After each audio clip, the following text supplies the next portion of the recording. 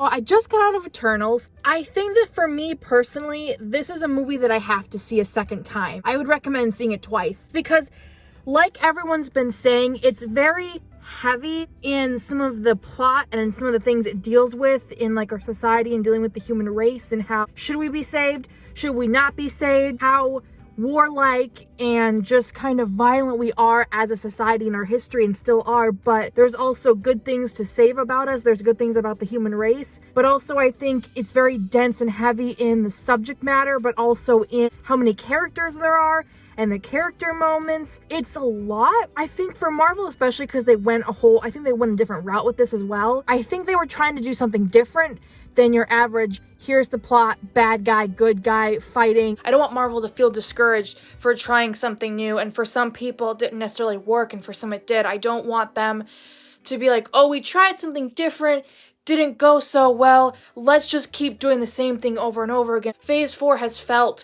like it's trying new things, and maybe it doesn't work for everyone, but I think that for the majority of people it works. If you do something the same way over and over again, and then try something different for the first time, it doesn't necessarily work or go the way you want it to the first time because you're trying something new, you're learning, you're growing, you're developing. Marvel, while has been around since many years, it's still trying new things and still working on new things. So I don't want Marvel to feel discouraged by trying something different, and maybe it works in some ways and others it doesn't, and then feel like they can't do anything else. It necessarily work the first time, that doesn't mean it can't work the second, the third, the fourth, etc. So it was trying to do something different, and I applaud it for that, because for me at least, the majority of it, I'd say like maybe 70% of it worked for me. The rest of it just kind of felt like there was so much packed into a film, and granted, it's Marvel's second longest film, so it is a long film, but I think from the overpackedness of all these characters and the plot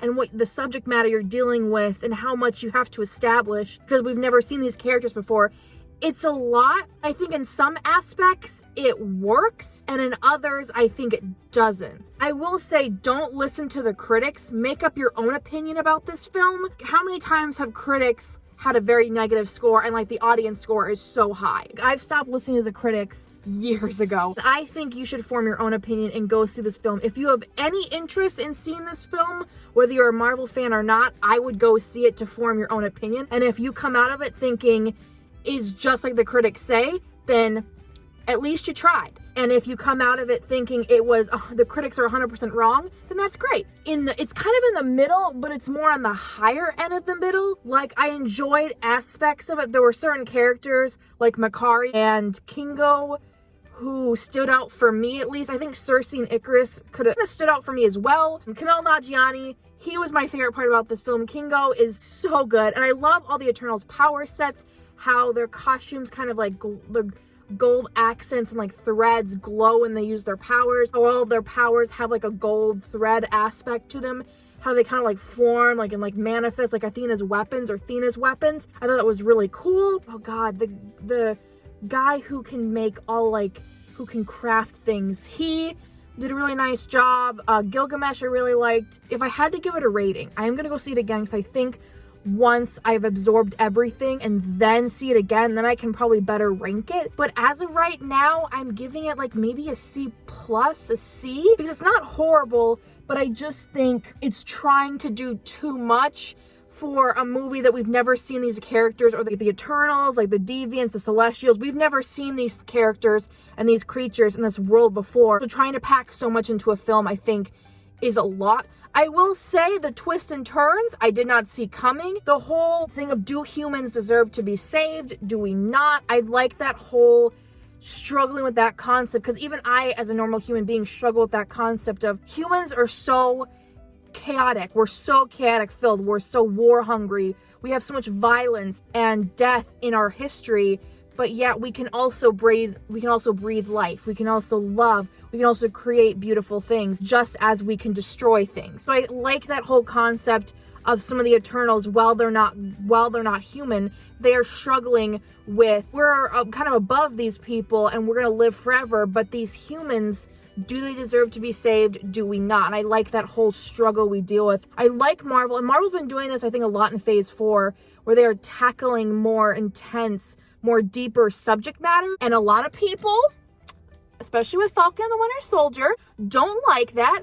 Me, I love that because yes, I go to see movies and TV shows to escape everyday society, everyday life, but I like being able to see it in these films and in these shows that I watch because it humanizes these characters. But I like humanizing these characters that are like so high above like the spectrum of normal human. I had some favorite moments. I think the third act, the action is really well. Anytime Kumail Nanjiani's on screen, I love him. I've always loved him as an actor, so he was great in this film. Another favorite moment I have, and this is more just like in general for the entire film, is with Makari. Not only am I happy that they have a deaf actress continue on with things that I loved, is I love that there's a very diverse cast. I like the different diverse people you have for the Eternals. I love that. I want to see more diversity in the MCU and just in every film franchise from here on out. But the one thing I love about Makari is I love the way that they did her speedster power. It feels very unique. For Makari, when you're on the beach in the third act and she's fighting against Icarus, just the way she's beating him up with her speed and trying to like pound him in the ground and like overpower him, it's just really interesting how you can still see her moving, but you can see like you can see all the versions of her like in that speed, and it's like outlined by gold. And then when she's running around trying to find where the celestial is coming out from the earth, you see like the background like fading and like she's running. It's just very unique and cool.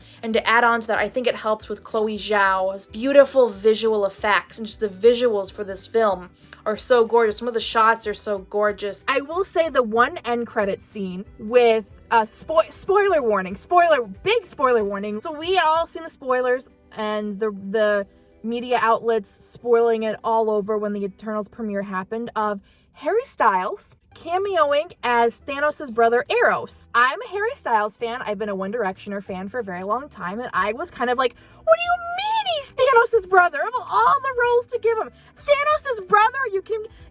He is Thanos' brother in this film. He has a certain like Harry Styles flair to him. Honestly, I just want to see more Harry Styles in the MCU. Overall, I give it a 70 or 75%, like a C+ or a C. I will definitely need to see it again. It's not the worst MCU film, that's for sure. It's more in the middle for me and more in the higher end. Go see it for yourself. Form your own opinions. Please don't listen to critics. Just go see it for yourself. Next Marvel movie to come out is Spider-Man No Way Home, which I know is gonna be a fun time.